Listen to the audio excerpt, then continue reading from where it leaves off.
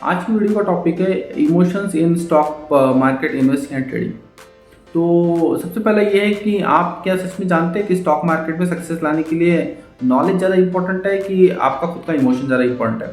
तो अगर आप एक केस लेके देख लीजिए कि मैं जितना समझ पाया हूँ स्टॉक मार्केट को, मैं इतना तो जान गया हूँ कि स्टॉक मार्केट में जो नॉलेज है वो कोई भी 12th पास इंसान एक्वायर कर सकता है, उससे ज़्यादा कुछ नहीं है। तो फिर सारे लोग सक्सेस पाते क्यों नहीं है? लोग 8-8 10-10 साल 15-15 साल मार्केट में लगा देते हैं, फिर भी उनको सक्सेस नहीं आता। तो क्यों नहीं आता होगा? तो इसका एक बहुत सारे लोग एकदम सिंपल टर्म्स में बोल देते हैं कि stock trading investing is all about psychology and it is not about knowledge. ऐसा बोल देते हैं 90% साइकोलॉजी गेम है, 10% नॉलेज एंड स्किल गेम है। तो लोग एक्चुअली इसको बिलीव नहीं कर पाते। लोग सारे अभी मार्केट में तो मीडिया पे इतने सारी चीज़ें बिकती हैं, तो सारे लोग सिस्टम बेच रहे हैं, कोई नॉलेज बेच रहा है, लेकिन कोई साइकोलॉजी के बारे में क्लियर कट बताने को तैयार नहीं है। तो लोगों को पता है साइकोलॉजी सिखाई नहीं जा सकती। साइकोलॉजी तो अपना इमोशंस पे जो कंट्रोल है वो तो धीरे धीरे धीरे धीरे डेवलप करना पड़ता है टाइम के साथ। तो ये सारी चीज़ें है मार्केट में सक्सेस लाने के लिए चाहिए, लेकिन बहुत सारे ट्रेडर्स इसको समझ नहीं पा रहे हैं। उनको लगता है कि कोई एकदम अच्छी सी स्ट्रैटेजी मिल जाए, कोई अच्छा सा मेथड मिल जाए और उस स्ट्रैटेजी और मेथड को यूज़ करके वो बहुत सारा पैसा बना लेंगे। क्योंकि और उनका ऐसा क्यों लगता है? क्योंकि उनको लगता है कि बहुत सारे ट्रेडर्स हैं जो यही चीज़ यूज़ करके पैसा बना रहे हैं। तो लेकिन होता क्या है, ट्रेडर बना दे, दूसरे ट्रेडर बना रहे हैं, ये बना नहीं पा रहे हैं। क्यों नहीं बना पा रहे हैं? क्योंकि दूसरे ट्रेडर्स ने लोग कहते हैं कि एक्सपीरियंस बहुत है उनका। तो एक्सपीरियंस का मतलब, हम एक्सपीरियंस को अगर हम डिवाइड करके देखें पार्ट्स में, एक्सपीरियंस क्या है? उनका एक मेथड है, मेथड को उन्होंने सीखा है। मेथड के बाद उनका एक ट्रेडिंग इन्वेस्टिंग का एक स्टाइल है। उन्होंने इन्वेस्टिंग किस तरह से ऑर्डर डालना है, किस तरह से एग्जीक्यूट करना है, स्टॉप लॉस प्लान सारा का एक सिस्टम बना के रखा है। तो मेथड है, सिस्टम है। उसके बाद उनका एक्सपीरियंस का मतलब नेक्स्ट पार्ट है, जो 80% पार्ट 90% पार्ट जो है उनका, उन्होंने ओवर द टाइम अपने इमोशंस पे कंट्रोल करना सीखा है। तो वो डरते नहीं हैं, वो ज़्यादा ग्रीडी नहीं हो जाते हैं, उनको होप के चक्कर में वो लोग कहीं फंस नहीं जाते।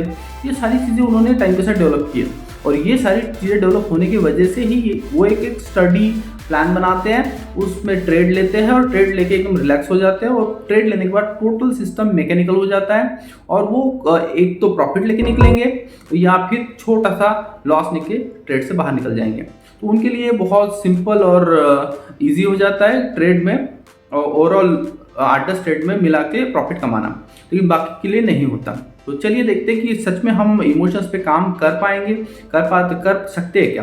तो मैंने इस वीडियो में स्ट्रैटेजीज शेयर की है कि ये सारी चीज़ें करने से आपका इमोशंस पे कंट्रोल आना शुरू हो जाएगा, और आप ऐसा करेंगे तो धीरे धीरे over the period of time 1 साल 2 साल 3 साल में आपको पता चलेगा कि आप में थोड़ा इंप्रूवमेंट आया है। चलिए देखते हैं एक के बाद एक। तो जब भी हम कोई ट्रेड ले लेते हैं, ट्रेड करने वाले होते हैं, तो हमारे इमोशन जो मेजरली हम पे एक्ट करते हैं वो होते हैं फियर, ग्रीड एंड होप। आप फियर, मैं बताता हूँ फियर कैसे होता है। अगर आपने प्लान बनाया कि कोई स्टॉक 100 रुपये के रेट पे ट्रेड कर रहा है और वो स्टॉक 90 पे आएगा, तो आप स्टॉप लॉस लगा देंगे, 90 पे उसमें से निकल जाएंगे, और आपका एक्सपेक्टेड है कि वो 100 रुपये का 120-130 रुपये होने वाला है। तो ये एकदम अच्छा सा सिस्टम है, परफेक्ट सिस्टम है। अब यहाँ पे देखते हैं कि हम लोग फियर कहाँ पे एक्ट हुआ। अब आपने देखा कि कोई लेवल है, पर्टिकुलर लेवल पे आपने बाय किया, किसी ने आपको टिप दिया या फिर आपने खुद ने डेवलप कर लिया। तो उसमें हुआ क्या, आपका जो एंट्री प्राइस है उससे प्राइस थोड़ी नीचे आ गई। अभी 100 का 98 हो गया, 98 का 96 हो गया। अब आपने क्या है, हमारा दिमाग एक्चुअली फियर को ज़्यादा इंपॉर्टेंस देता है, और फियर ज़्यादा हमारे दिमाग को लॉजिकल रीजंस बताता है कि हमें फियर के अलॉन्ग ही रहना है, फियर के अलॉन्ग ही एक्ट करना है। ऐसे रीजंस हमें मिलते रहते हैं, हमारा माइंड उस तरह का काम करता है। तो हमारा स्टॉप लॉस 90 पे था, लेकिन अभी 96 आने से ही ये ट्रेडर डर गया। अब डर गए, अब इन्होंने क्या प्लान किया कि अगर मैं 90 पे चला गया तो मेरा 10 रुपये का लॉस हो जाएगा।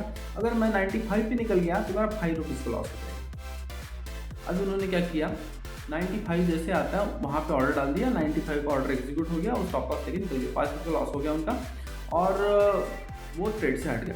अब मार्केट ने क्या किया, 95 से 93 गया, 92 गया, और वहाँ से रिटर्न आके फिर मार्केट 120 चला गया आगे जाके फ्यूचर में कुछ टाइम में, और 92 के नीचे मार्केट कभी गया ही नहीं।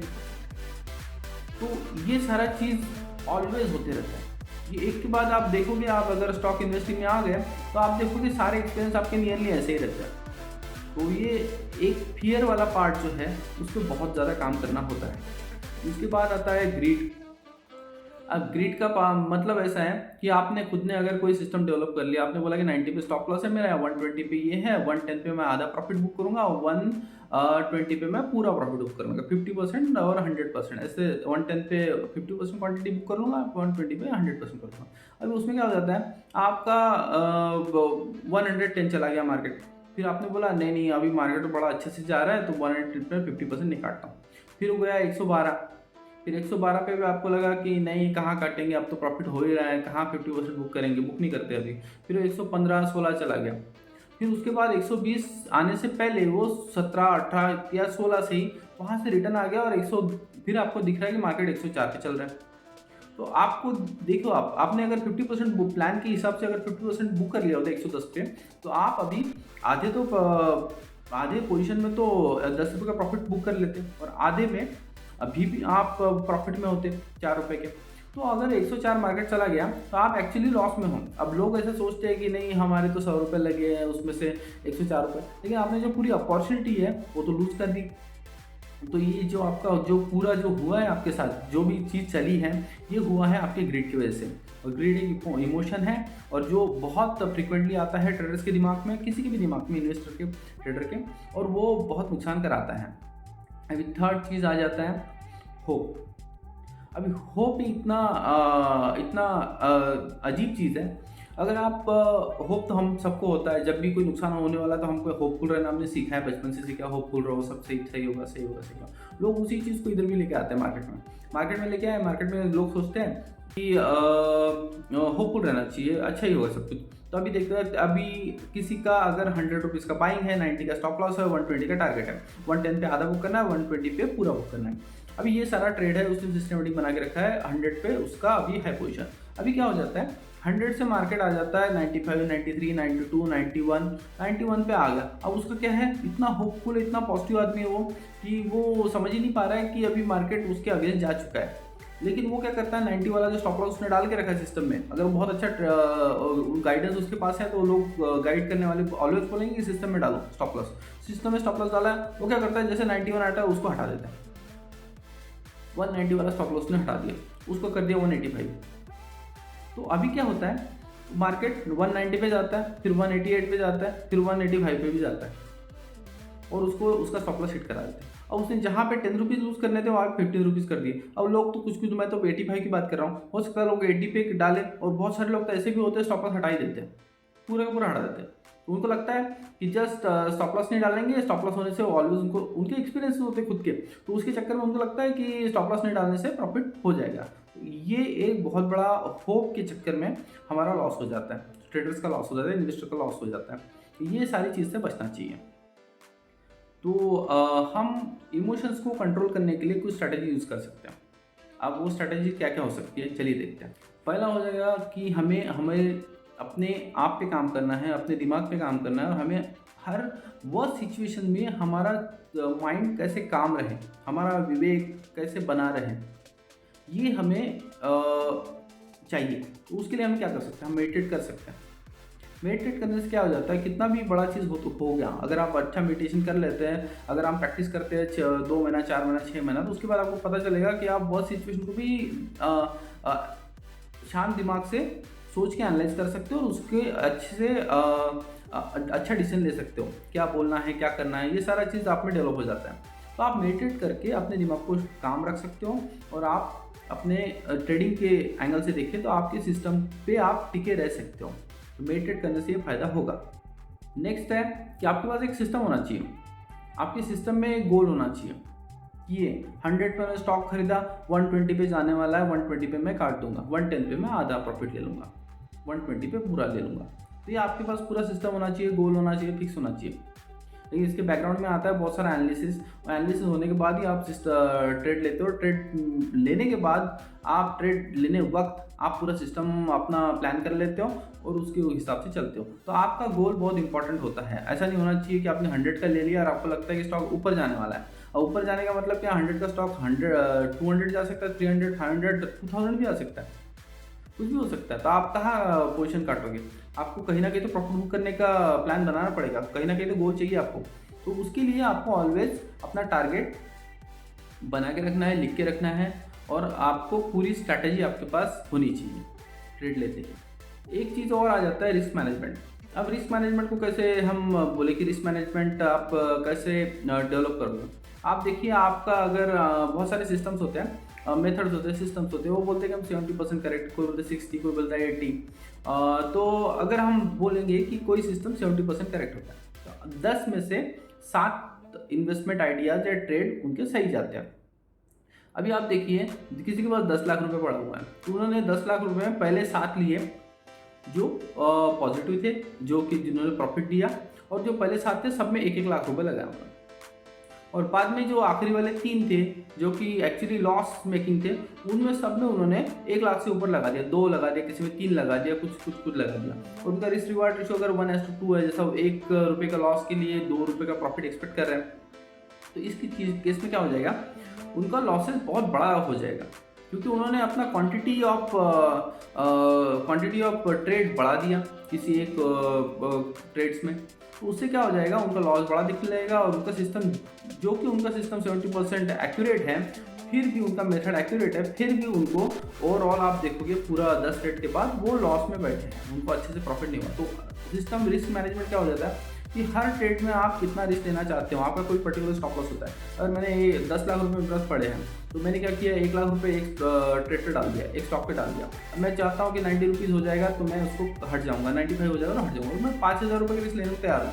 तो अगर मैं इतना सिस्टमेटिक चलता हूँ, तो मैं किसी भी स्टॉक में आराम से बैठ सकता हूँ, तो मुझे डरने का कोई ज़रूरत होता नहीं है। लेकिन अगर मैंने अपना क्वांटिटी में बहुत सारा वेरिएशन कर दिया, मैंने अब किसी ट्रेड में 5 लाख रुपये लगा दिया, अब वहाँ पे मेरा स्टॉप लॉस अगर मैं 10% का लेता हूँ, तो मेरा 50,000 का नुकसान हो जाएगा, और स्टॉप लॉस हिट हो गया तो प्रोबेबिलिटी ऑफ प्रॉफिट तो मेरी 70% ही है।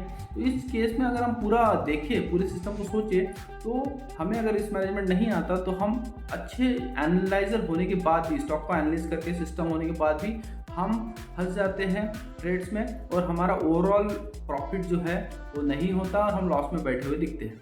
अभी इमोशंस को कंट्रोल करने के लिए आपको क्या चाहिए? आपको चाहिए कि आप एक रिकॉर्ड बनाओ। रिकॉर्ड होता है ट्रेडिंग जर्नल बनाओ, कुछ भी बनाओ, वीडियो बनाओ, एवरी ट्रेड के बाद आपने क्या हुआ, क्या किया। अगर आप लिखना चालू करोगे, ट्रेडिंग जर्नल लिखना चलोगे कि मैंने इन्वेस्ट किया इस स्टॉक में, ये मैंने स्टॉप लॉस लगाया, ये मैंने ये किया। अब मैंने उसको, अगर आपने बुक कर लिया सही से तो अच्छी बात है, नहीं किया तो आपने जो भी किया, आपने 91 आने के बाद स्टॉप लॉस को हटा दिया, वो भी लिख डालो उसमें। उससे क्या हो जाएगा, आपको पता चल जाएगा कि जब सिचुएशन वर्स्ट होने लगी स्टॉक में, तो आप डर गए, आप पे फियर एक्ट हो गया आपके माइंड पे, और उस केस में आप स्टॉक से हट गए, तो आपने सिस्टम को एक्चुअली फॉलो नहीं किया। तो इस बात में आपको इम्प्रूवमेंट लाने की ज़रूरत है। तो ये सारा चीज़ ऐसे ही है। फिर हो सकता है कि आप टारगेट बुक ना करो, ये भी चीज़ उसमें आ जाएगी। हो सकता है आप क्वांटिटी रिस्क मैनेजमेंट के हिसाब से नहीं ले रहे हो किसी इसमें, वो भी उसमें दिखेगी आपको कभी ना कभी। तो आप देखोगे, जब आप कुछ टाइम बीत जाएगा और आप पूरा एनालाइज करोगे, बाद में जाके पढ़ोगे, तो आपको पता चलेगा आप कहाँ गलती कर रहे हो, और वो गलती को सुधारने के लिए आप प्लान बना सकते हो। और आप, हमको जब पता चलता है कि हमारी कितनी गलती रिकॉर्ड में दिखती है, कि ये सारी मेरी गलती हो रही है इमोशन की वजह से, तो हम उसको इम्प्रूव करने के लिए काम कर सकते हैं। और इम्प्रूव करने के लिए काम करेंगे तो इम्प्रूवमेंट आएगा ही, पक्का ही आएगा। तो ये सारी चीज़ें आपको बहुत मदद कर सकती हैं। अगर आपको वीडियो अच्छा लगा तो वीडियो को लाइक कीजिए, चैनल को सब्सक्राइब कीजिए, और मैं कोशिश कर रहा हूँ कि मैं अच्छे वीडियो आपके लिए लाता रहूँ, और कोशिश कर रहा हूँ कि एवरीडे मैं एक आध वीडियो तो चैनल पे अपलोड कर ही दूँ। और मैं आशा करता हूँ कि हम नेक्स्ट वीडियो में पक्का मिलेंगे, और तब तक के लिए बाय बाय।